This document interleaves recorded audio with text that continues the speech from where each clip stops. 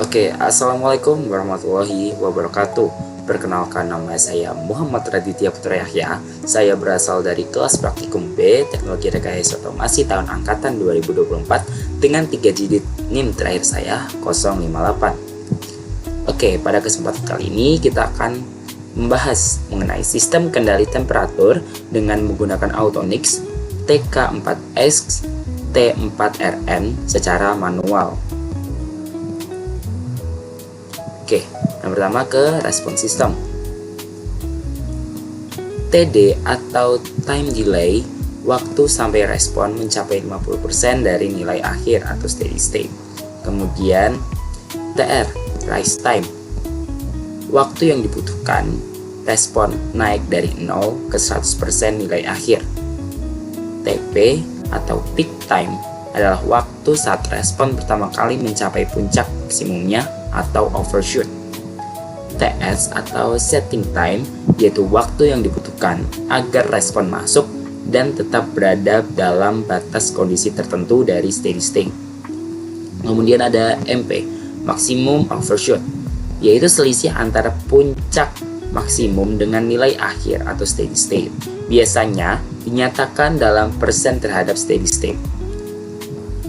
Dan yang terakhir ada steady state error, yaitu selisih antara input referensi atau set point dan output, sehingga sistem pada kondisi waktu tertentu menuju tak terhingga.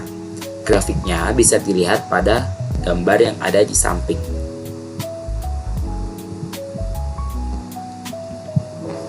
Oke, selanjutnya ada open loop dan closed loop. Open loop yaitu merupakan sebuah sistem yang dia tidak memiliki umpan balik. Jika ada gangguan beban, maka output bisa meleset jauh dari set point.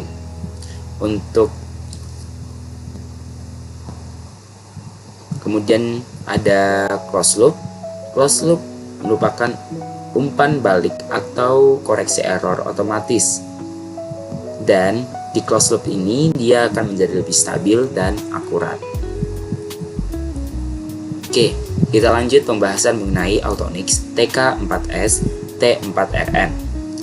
Autonix TK4S T4RN adalah temperatur controller digital yang digunakan untuk mengatur suhu pada suatu sistem secara otomatis. Dilengkapi dengan display PV atau present value dan SV atau set value untuk memantau suhu aktual dan suhu target. Komponen ini juga mendukung berbagai mode kontrol seperti on-off dan PID atau Proportional Integral Derivative. Oke, untuk operasionalnya yaitu yang pertama, mulai atau power on. Yang kedua, tampilan awal ketika PV dan SV. Yang ketiga, atur set point. Yang keempat, masuk menu parameter. Yang kelima, pilih mode, bisa on-off atau PID.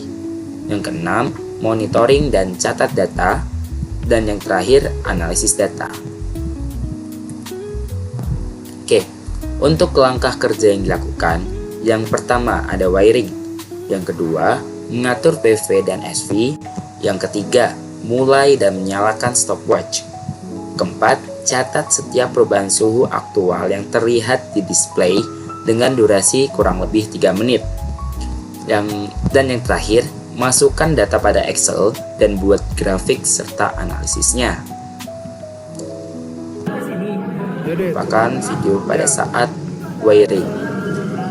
Sama ini ya, benar. Udah ke situ. Udah lanjut aja.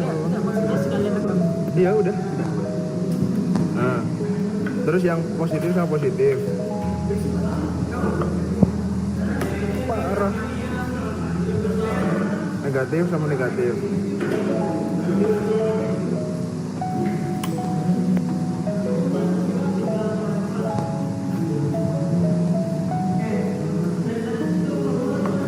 Oke. Ya. Nah,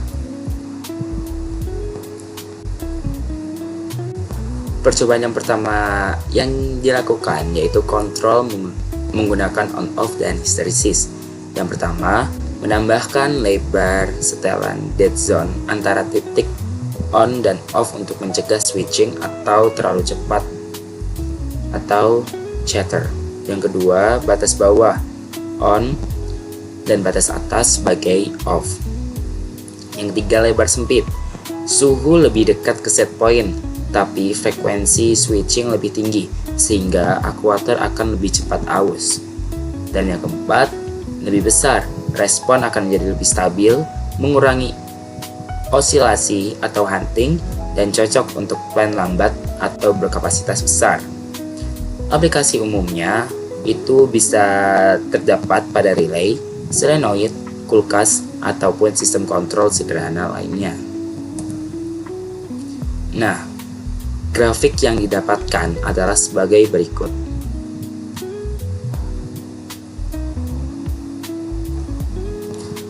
Oke, kemudian lanjut ke kontrol PID, yaitu dia mengatur rasio on-off atau duty cycle sesuai deviasi dari set point. Karena output berupa relay, maka sinyal yang dikirim sebagai pulsa on atau off berulang sehingga mendekati kontrol continue. Contoh, saat suhu masih jauh di bawah set point, maka on akan berjalan lebih lama. Kemudian, ketika mendekati set point, maka akan seimbang. Nah, dibandingkan dengan on-off biasa, kontrol PID ini menghasilkan overshoot lebih kecil dan respon yang lebih stabil serta akurasi yang lebih baik. Nah, untuk grafiknya bisa dilihat sebagai berikut. Yang pertama ada grafik PID dengan P20, I20, dan D0. Kemudian ada grafik PID dengan P20, I4, dan D6. Kemudian ada grafik PID dengan PID 20, I2, dan D0. Dan ada grafik PID dengan P30, I0, dan D0. Kemudian di sini ada grafik PID dengan P30, I2, dan D0. Ada juga grafik PID dengan P30, I4, dan D6. Ada grafik PID dengan P40, I0, D0.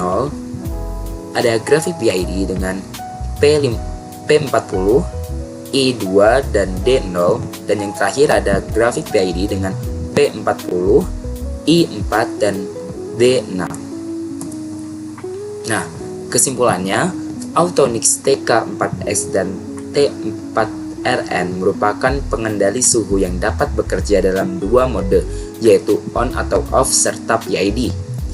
Pada sistem open loop, penurunan suhu cenderung kurang tepat karena tidak terdapat sinyal umpan balik dari hasil pengukuran.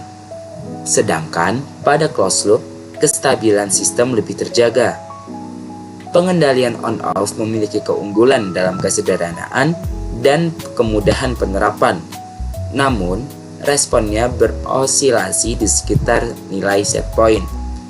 Sebaliknya, pengendali PID memberikan kinerja yang lebih presisi dan cepat dalam mencapai suhu target, sehingga lebih sesuai untuk proses yang menuntut ketelitian tinggi. Berdasarkan hasil percobaan, terbukti bahwa metode PID mampu mencapai dan mempertahankan set point dengan lebih stabil dibandingkan dengan sistem on-off. Oke, sekian dari saya. Wassalamualaikum warahmatullahi wabarakatuh.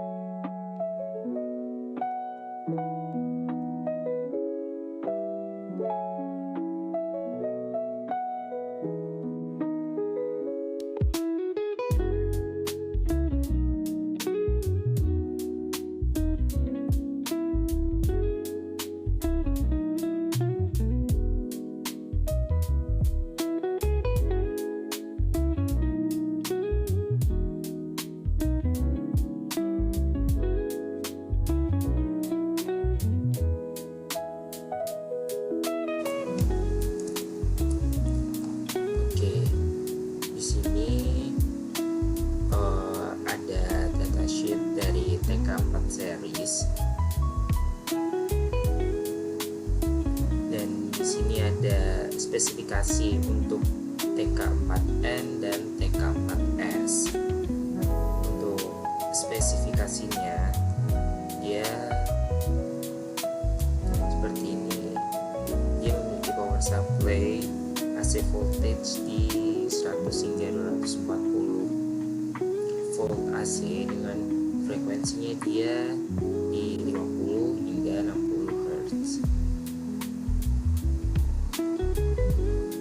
Kemudian untuk power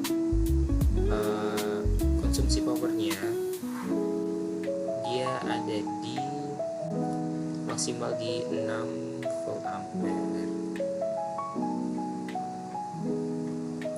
Dan di sini juga ada spesifikasi lainnya seperti display method, character size, input type, display accuracy, control output, alarm output, option output, option input, lalu ada control method. Dia di sini ada heating dan cooling, yaitu dia bisa on atau off, lalu P, lalu PI, PD, and PID control mode.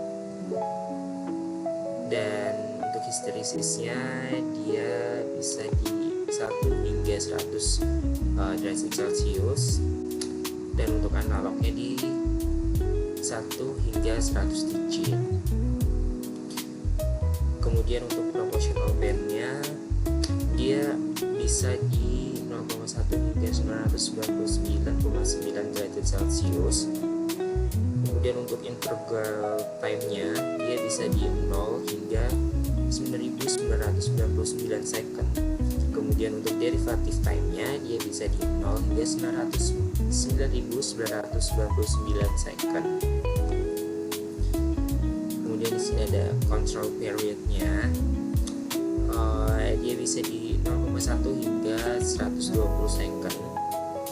Dan untuk current outputnya dia bisa di 0,1 hingga 120 second.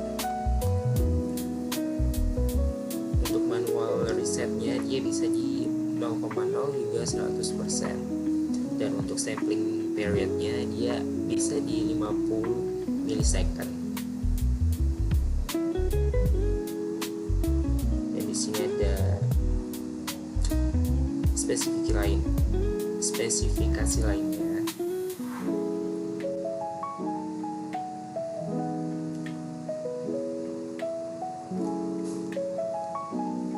Dan di sini ada koneksinya untuk TK4N seperti ini.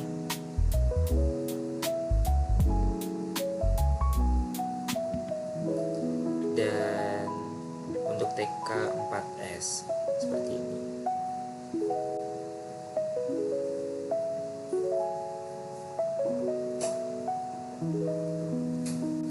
Oke, sekian dari saya. Wassalamualaikum.